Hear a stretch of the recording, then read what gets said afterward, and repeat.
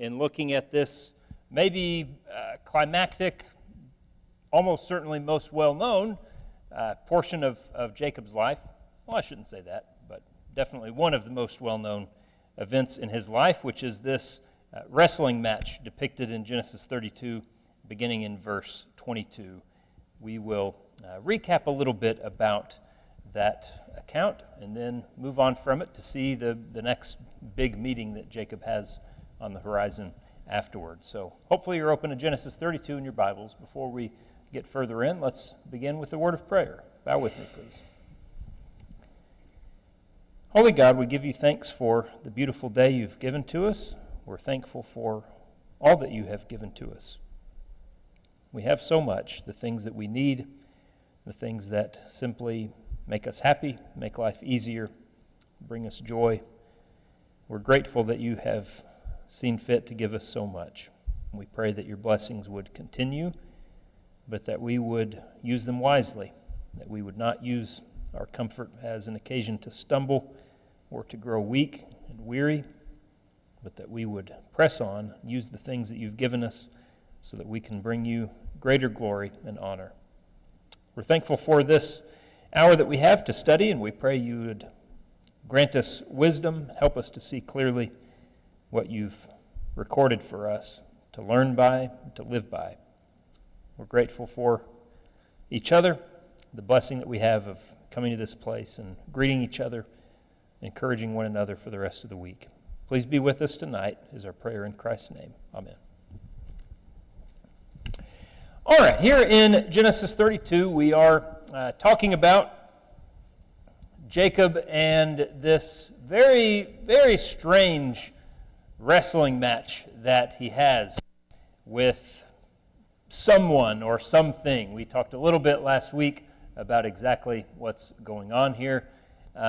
Just to review a little bit in context or in setting, what's Jacob getting ready to do? What's going on in his life at this time when he has this encounter with the man that he later will perceive to be God or some form of God? What's going on in Jacob's life at this time? Esau.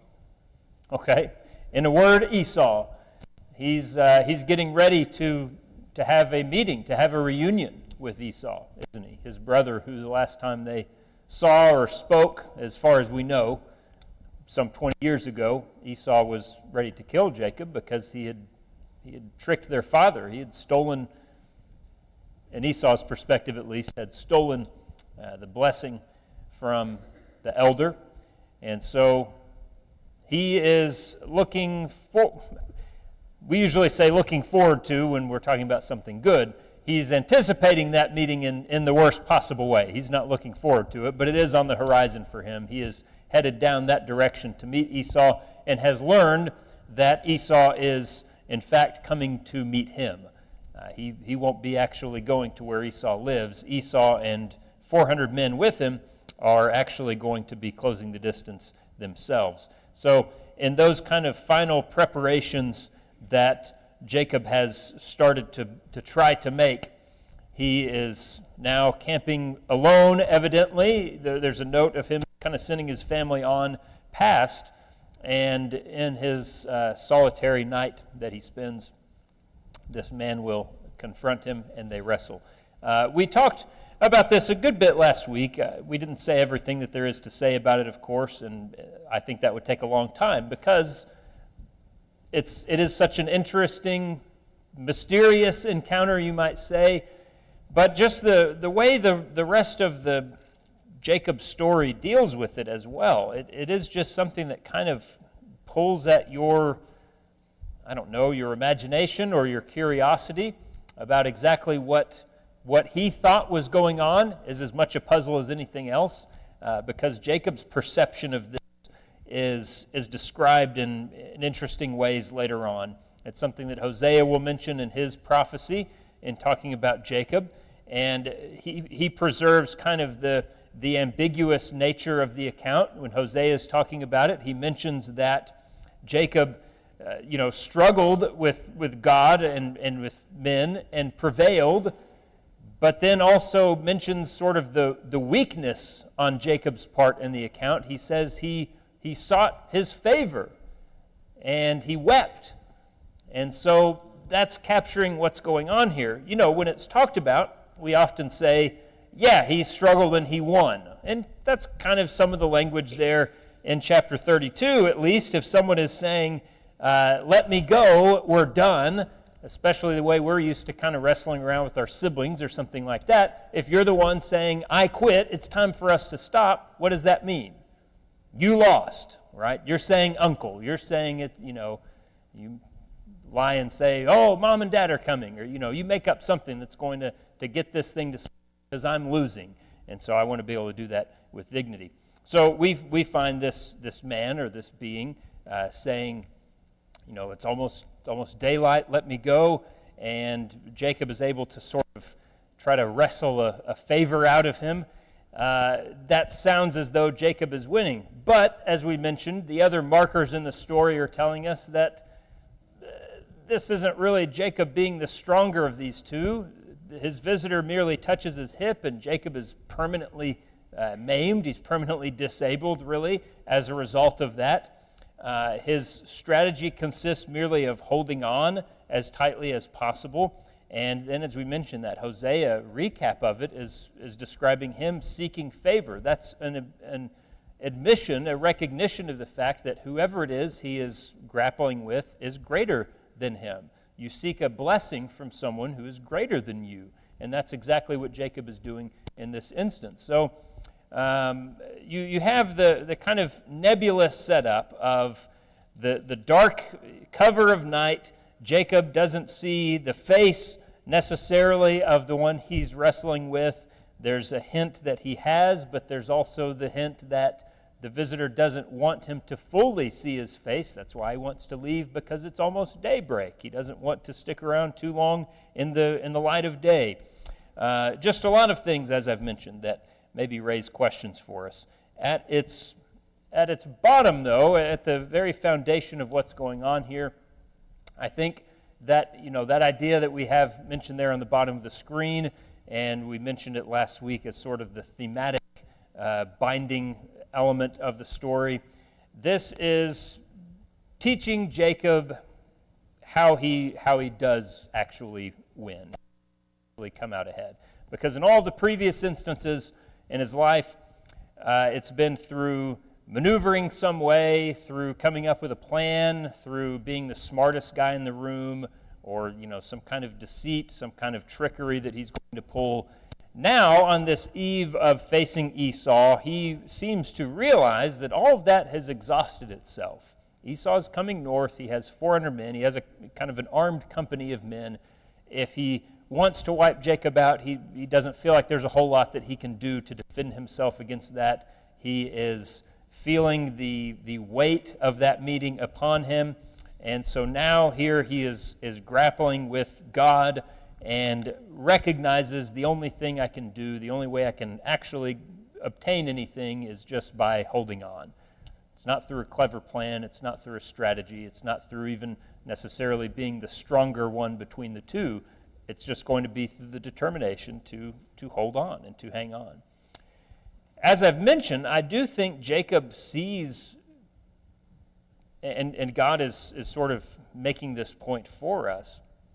Jacob sees that his prior wrestlings, his prior, grappling and struggle, conflict, has been with men, has been with Laban and with Esau, but simultaneously those have been him fighting against God. And he'll continue to see that this is sort of the case. In chapter 33, when he finally meets Esau, we're jumping ahead a little bit, but in chapter 33, when he meets Esau, he speaks of it, he speaks of this meeting in a way that is really very similar to what just happened on the night previous. Verse 10, chapter 33 and verse 10, when Esau is really trying to make nice with Jacob, he's telling him, you don't have anything to worry about. He's forgiving him, as we'll find. But Jacob says, If I have now found favor in your sight, then receive my present from my hand, inasmuch as I have seen your face as though I had seen the face of God, and you were pleased with me. The point he's making, or really the way he's setting that up, is a parallel to what he has just experienced, because in the encounter in chapter 32, there's a lot of emphasis on him seeing the face of God and yet living. You should, if you come face to face with the glory of Jehovah, then you're not going to survive that, right? That's the lesson that Israel seems to figure out later on, and Isaiah, and you have other instances of that. But Jacob is saying essentially the same thing of Esau. I've seen your face, we've had this meeting, and you're not going to kill me as we might have expected you would have done because I stole from you and I deceived you, or whatever it might be. So he's really putting those two on parallel terms and using a lot of the same language to describe it. Once again, I have to say, I don't know exactly what his point with that comparison is. I don't know the full meaning that he's getting at there, but this is clearly something that stuck with Jacob and caused him in some ways to reevaluate these conflicts that he was having with other people and maybe the way forward through them. We're definitely going to see how the conflict with Esau resolves itself. All right, I've talked a lot about this. Comments, questions, anything from you to mention here on what Jacob is doing in wrestling with this strange visitor, what that might mean, conclusions we can draw from it. I'll open the floor to you. Yeah, Lori.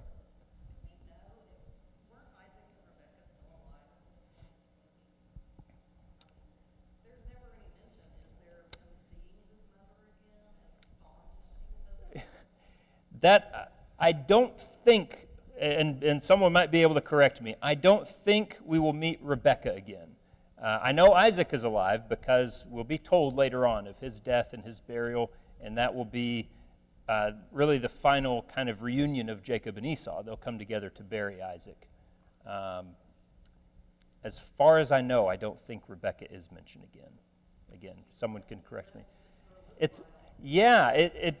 It really is kind of an unsatisfying conclusion to that whole story, isn't it? Because you had at the very beginning, as the Lord mentions back in chapter 28, leave for a few days until Esau calms down, and then you come back home, and then 20 years pass, and Jacob starts living the rest of his life, and his mom, who loved him so much that she started all of this they never get their meeting. I don't know what to make of that. Anything else? Yeah, Eva. Well, thinking back to when he saw Esau and he said that, I have found grace in thy sight, and then please receive this present. Uh-huh. He sees the face of God. I don't know, that kind of struck me like Esau showed a lot of mercy towards Jacob. Yes. That kind of made me think, well, maybe he was referring to that and saying, God would do that. God gives us mercy and showed mercy to Jacob, and maybe other times that they mentioned. So I just Yeah. that. No, I do think, and we'll talk more about that meeting in chapter 33 here in a sec. I think Eva's absolutely right. They are companion pieces to each other in some way, and again, it's more in hint or it's more in subtext than anything else. But I think you can appropriately look at chapter 33, Esau's behavior, and see God in that. You can see, the part that was played by God, by the angel in chapter 32, who is sort of being grappled with, and he has the power to do whatever he wants to Jacob, but because Jacob holds on, God says, okay, you've got a blessing. You're going to find favor in my sight. And God just awards that, even though he is not really constrained to do that. And then you find that compared to the way Esau is going to receive his brother so graciously in chapter 33. I don't think it's inappropriate to see that being a figure, a kind of a symbol, a living visual aid of how God so often does treat us. and again is going to keep cementing these things. Hopefully, he's going to keep cementing these things in Jacob's mind. What's the real way to having your conscience soothed? What's the real way to finding, how you repair these damaged relationships or whatever? Jacob's going to send gifts, and he's going to bow down to the ground, and he's going to do everything that he can. But what he learns in the end, ultimately, is the only way you really get past all of that stuff is if you're dealing with someone who's willing to forgive you. If you're dealing with someone who's going to say, brother, I have everything I need. Stand up and welcome him back in. And that's a powerful thing to understand, because that's who we're dealing with in God. It's one who's willing to forgive us. Yeah, Ron. I was going to say, back over in Genesis 27, Isaac gives a small blessing to Esau. Yes. And one of the things he says is, when you become restless, his yoke good. Let me get this right. And it shall come to pass, when you become restless, that you shall break his yoke from your neck. So Yeah. the yoke he had around his neck was he hated his brother. That's an interesting interpretation of that, isn't it? Maybe finding a freedom from Jacob through that forgiveness, through that reconciliation. That's Just a little bit before that, it basically says, by your sword you shall live, and you shall serve your brother. So, yeah. you shall serve your brother is part of his blessing. Yeah, and this will play out for generations, of course, in the fates of these two nations. But and we'll in chapter 33 as well, we'll see some kind of interplay with those two blessings that were given to Jacob and Esau. But that does appear to be part of his lot. Anything else? All right. I think I'm probably behind on these slides. We did look a lot at this last week.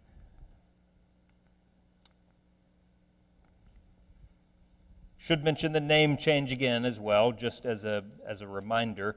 It's an interesting thing that not a whole lot is made consistently of God changing Jacob's name to Israel. For one, it's a radical name change. If you think back to Abraham and Abram, well, great, you added 2 letters. I mean, it's not that big of a deal, and it's the same root. It's kind of the same meaning. It's just an amplification of the name that was given. But really, from after that point, Abram is known as Abraham, and that's how you read about him. That's how he's found.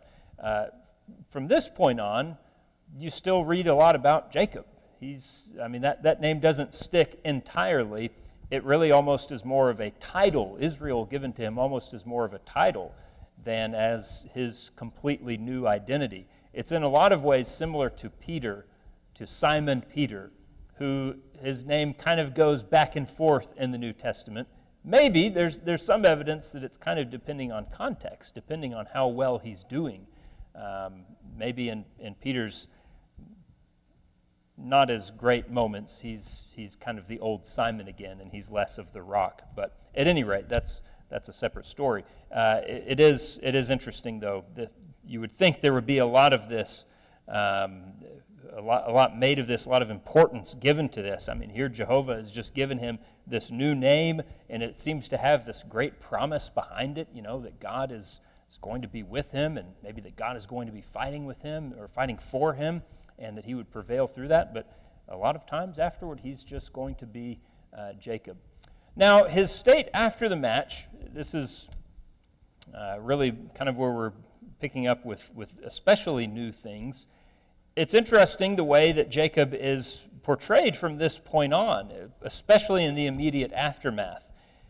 He has come out alive, we'd say. He was the victor, so to speak, but he's going to be bearing some physical scars from that conflict, so to speak.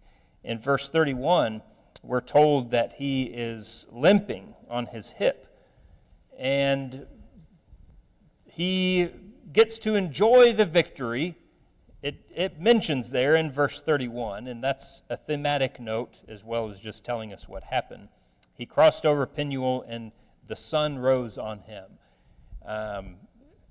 You can kind of picture that's almost cinematography. That's almost the director's notes being given to us. When you make the movie of this, make sure that you show a good scene of the sun rising on Jacob so that you get a sense of the feeling that is here. He's got the warmth on him. He's got the light coming on him. There's this new beginning. It's a new day. All of those sorts of things. It's important symbolically in many ways. It's also starting to close the book on what we saw back in chapter 28. We talked about those as kind of bookends, companion pieces to each other. Back in chapter 28, Jacob, at night, after the sun has set on him, he sees angels in this vision at Bethel. He sees angels ascending and descending and meets God, essentially, who tells him he's going to be with him during all of his travels. Now he's coming back home, nearing the end of his travels. He once again meets a company of angels that he perceives are there and will endure a night after which the sun rises on him. And so I think you're kind of meant to connect those dots and see that this is, in a lot of ways, the closing of that major chapter, the closing of this journey. So that's good. He has the sun rising on him, but he's limping, he's hurt, and he's going to have some kind of lasting scars from this. Well, that's really the way the rest of Jacob's life goes. He enjoys greatness. He is going to be blessed. He is wealthy. All these kinds of things come to expect. He is under God's protection in large part, but he's also going to have some scars for the rest of his life. He's going to have some things that wound him, that make him this kind of, limping, pained figure. He's going to lose his wife in childbirth very soon. He's going to have his favorite son supposedly torn apart by wild beasts, and he'll be missing for years before Jacob learns the truth that in many ways is more awful than what the story was. Not that his son was killed in a tragedy, animal on man attack, but that his brothers hated him so much and had so little regard for their father that they lied about the whole thing and sold him off into slavery. His only daughter, Dinah, is going to be abused in some way in chapter 34, and his sons are going to slaughter a whole village in recompense. I mean, he's going to have some scary things happen to him for the rest of his life, and you increasingly get the image that kind of stooped, limping form that we meet on this morning is symbolic of what the rest of his journey might actually look like. So, all that being said, you still have another conflict that you're looking forward to, and that is with Esau, who we've been reminded this whole time has been moving towards him. We just haven't heard what his intentions are. We mentioned last week he's this kind of silent, menacing figure throughout all of Jacob's frenzied preparations for the meeting. So finally we get to chapter 33, and here is going to be the family reunion between Jacob and Esau. Everything here has been building the tension, and you've had Jacob trying to figure out how to order everybody in the most profitable way, and how to send some gifts ahead that are going to put Esau in a good mood. And he's prepared for the worst by splitting everyone up and saying, all right, if he attacks me and starts killing everybody, then you guys run off. You'll be a good, safe distance away, and so at least half of us will survive. So everything has been building up to this. And there I've already kind of mentioned those things. There's a lot of history between these men, of course. 20 years worth of maybe guilt on Jacob's part, and what we would anticipate to have been a slow-burning rage on Esau's part, and we just don't know how this is going to go when these two finally meet each other again. So, verses 2 and 3, Jacob makes his final preparations, does the best he can in these last few moments to make sure, let's make as nice as possible, goes overboard with the sort of courtly gestures in verse 3, bows himself to the ground 7 times. But what does Esau do in verse 4? A beautiful picture of Esau instead running to meet him and embracing him and falling on his neck and kissing him, and they wept. Especially since we have had a wrestling match in the previous chapter, there's a fittingness to this meeting. They wrap each other up. They're kind of grappling in a sense, but it's not a wrestling match. It's this brotherly embrace. And Esau, both of them just sort of their feelings boiling over in the end. Probably relief on Jacob's part, and just the enormity of the moment for Esau. Here is, once again, Jacob kind of wrestling after a fashion and coming out on top. In this case, though, as it was with God or with the angel, it's not through his own, not through his own ability to struggle well. It's just because he's being given the win. He's being given the win in this case. It is just Esau showing him this gracious forgiveness. We don't expect that at all. And I'll mention here as well, this is kind of a sidetrack, but maybe we get a little too conditioned by things that will be said of people in the New Testament. For instance, we've mentioned before the description that Esau gets in Hebrews is what? A profane man, a profane person, and he's kind of held up as don't be like this. And that's true in large part. He shows us a lot of things, especially in his treatment of the blessing, that are of the don't be like this variety. But we have to recognize the New Testament is using him as a symbol. He's using him as a type in those cases, and is not meant to condemn everything that he does. In the same way that when you read about David being a man after God's own heart, that's not a tacit approval of everything that David does. Because all these people we're reading about here are human beings. They have successes and failures just as we all do. You might be able to generally characterize one of them as good or one of them as evil. But I think we would be doing Esau a disservice, and we would be doing the concept of forgiveness a disservice to not look at chapter 33 and just be very impressed with the way Esau is going to handle all of this. So Esau, for his part, goes overboard and just wants Jacob to understand that everything is fine. And he kind of asks in verse 8, what do you mean by all this company which I met? And he's referring back to, you remember that procession of gifts that Jacob had sent ahead of him in the previous chapter. And Esau, now that they're finally meeting, is kind of saying, man, what was all that about? Why, what's with the 12 days of Christmas treatment that we got here, with all this stuff you kept sending my way? What was going on with all of that? And Jacob says, well, that was to find favor. I mean, that was to show you that I'm trying to make amends. And Esau's response in verse 9, I have enough, my brother. Keep what you have for yourself. Man, what a statement to make there. What an incredible, again, just act of forgiveness and reconciliation that Esau is attempting to make. My fear is, and I'll just mention it there, my fear with Jacob throughout this account, and I'll put that up there too. I'm sure there is some emotion or some feeling that he's got during this encounter that we're just not privy to. And I know, it's recording in like 15 sentences, something that probably took a long time, and there was a whole lot going on that we just aren't going to be able to understand, or that God just didn't see fit to record for us. When I read chapter 33, though, I don't see Jacob standing especially tall. We maybe don't get what we would like to see from him, or I'll say that for myself at least. You don't have the great, overwhelming companion piece to Esau's incredible grace that you might hope for. Instead, you find Jacob, maybe on a couple of occasions, getting back to his old ways, showing a bit of dishonesty, and maybe even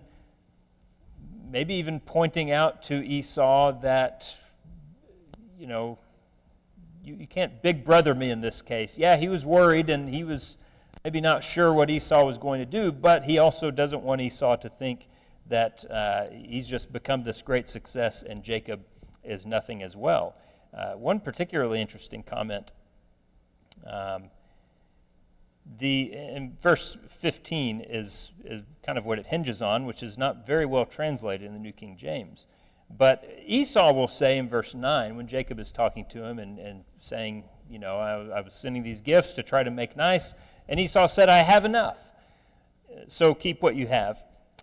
In verse 15, it's going to be translated, what need is there? But really the literal statement there is Jacob saying, I have everything, which is, again, maybe they're just kind of taking turns playing nice to each other, but that's a comment that quite honestly irks me a little bit after Esau has, out of kindness, tried to say, I have enough, you keep your things.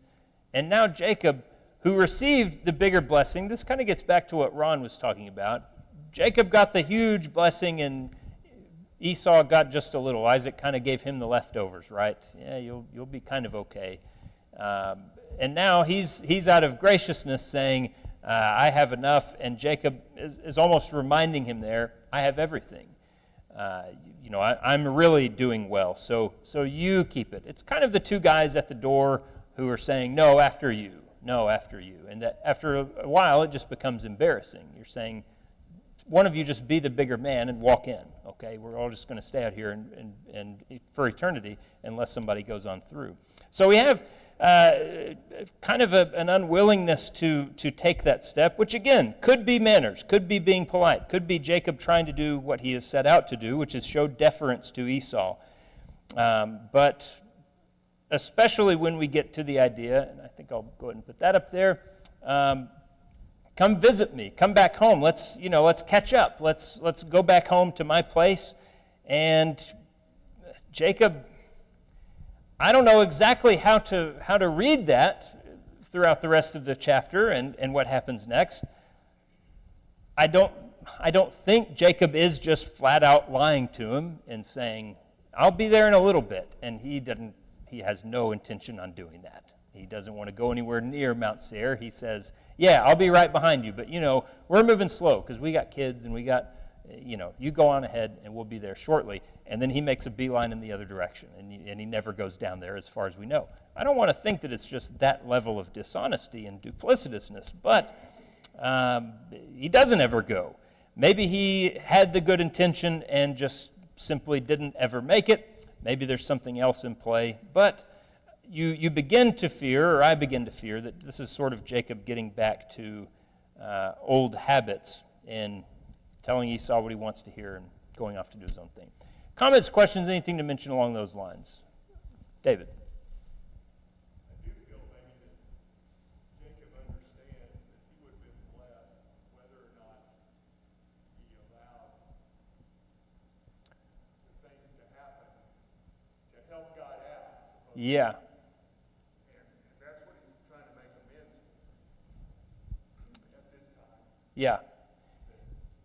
This was something I didn't need to do. Especially, we mentioned it last week, verse 11. What's the language Jacob uses to try to get Esau to accept the gift? Take my blessing. And as we mentioned, that's a very interesting statement to make from someone who this whole conflict started. The whole reason we're concerned about this meeting is because Jacob took his blessing. He did that in the first place. It is kind of it's an implied admission or confession to say, I did something I shouldn't have done or that I didn't need to have done. I think I like the way David's describing that there, that it was God's intention. Jacob I've loved and Esau I have hated. It's God's intention that Jacob is going to come out on top in whatever conflict they might have. Jacob didn't need to trick people. He doesn't need to go on all these weird missions that he engaged in and try to get something from Esau that supposedly didn't belong to him. God was going to see to that. So he will speak of it in kind of, confessional terms. Here, take my blessing. It is treated as a repayment of something that he took from him, which is an interesting way for him to look at it. Anything else there? Yeah, Nathan. So we often accuse Esau of being very carnally minded, right? And so Jacob gets the blessing, but he leaves, and he leaves in Gideon, right? Meanwhile, Esau accumulates all this stuff, right? So much so that Jacob comes back and he wants to give him something. I don't need it, I'm good. Yeah. So if he doesn't have that kind of mindset of wanting to accumulate stuff, he's done it. Yeah. Blessing that he lost, what good is it? What does he care if his great-great-grandchild becomes something when he has his needs right now? Right. But to me, verse 10, it kind of reads like Esau is a changed person. Right? Like I see your face, I just want to see the face of God. I kind of say that like Esau, he has developed. He's a different kind of person. And he's also, if you put together the scriptures, 97, 98 years old this time. So potentially, why is there, he's let things go. Again, it's very comfortable. Yeah. So that could be a factor as well. No, I agree. I see chapter 33 as Esau being very different than he was when we left him. I think any way we look at it, he comes away seeming like, as I said, really kind of seeming like the bigger person between the two, but definitely looking at things from a changed perspective. I don't know what all of the context for that would be in his life or his beliefs, if he's just thinking, well, I've been successful, so no matter what happens, that's okay. These are still not the actions, to me, of a completely carnally minded, selfish person, because if you had that mindset through to your bones, wouldn't you still be saying, yeah, I've done well, but this guy still wronged me, and I imagine how well I'd be doing if he hadn't have, tricked me that way, or whatever it was. So I think he shows up pretty well here. Anything else? Well, the indication would be that they did. The God that these men serve goes back to Abraham's understanding of God and that revelation that Abraham first received. Maybe Esau would have picked something else up along the way, but as far as we can tell, this would be Jehovah that Esau knew as well as Jacob. So.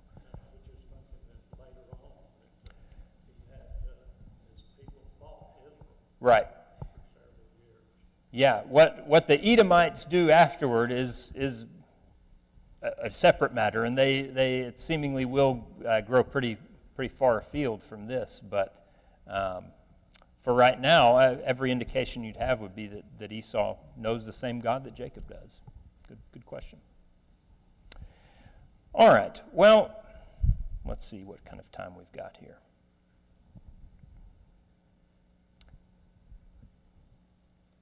No, I want to go back first and mention this last part, the little epilogue kind of to this. Verses 18 through 20 really is what we're dealing with there. Actually, going back to verse 17. We mentioned Jacob kind of giving Esau the brush off, and I don't know exactly why that is. Esau wanted to take him home, and I don't know why Esau wanted to have Jacob come back home with him. It seems he was maybe just being hospitable.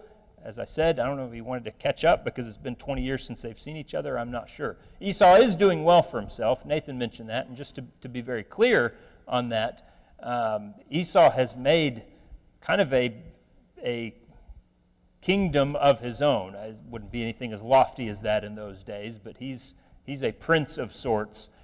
To the point that in just a little bit, in chapter 36, you're going to get a pretty comprehensive genealogy given of some of Esau's descendants, and that's sort of the origin point of the nation of Edom. But he is successful enough that his offspring will be a nation. It is in similar terms to what happens with Jacob and Israel. So you have Esau making that offer. Jacob doesn't want to do it. I don't know if he still doesn't trust that he's really welcoming that way and wants to keep distance between them, if he's just too busy. The ultimate calling, though, as I've mentioned on that final point there, Jacob ultimately is going to go to Bethel. Now, I don't know at this point in time if he knows that that is where he needs to go. In chapter 35, verse 1, God is going to tell him that's what he needs to do. When God first told him that he needed to head back home, when he was in Laban's house, you remember all the way, this is going all the way back to chapter 31, when Jacob perceived it was time to leave, and God told him, yes, it is, go back home. He only said in that case, go back to the land where you were born. Go back to the land of your family, essentially, which would include Bethel. It would also include other places. I think it would include Shechem, where he is going to end up going. So I won't say that Jacob, in this next little phase of his life, is doing something wrong. Some people have come to that conclusion because it seems very clear that the trajectory is ultimately, Jacob, you need to go back to Bethel. That's where you saw God. That's where you saw this vision. And God told you, I'm going to be with you for your sojourn until you come back here. And that's where he built the altar. That's where he first was calling upon God in that specific way. It seems that that's going to be the terminal point of this kind of spiritual journey of his. But I don't find the clear mention that God is telling him, I want you to go back all the way there, until chapter 35. And we have to note then that when God does that, that's where Jacob goes.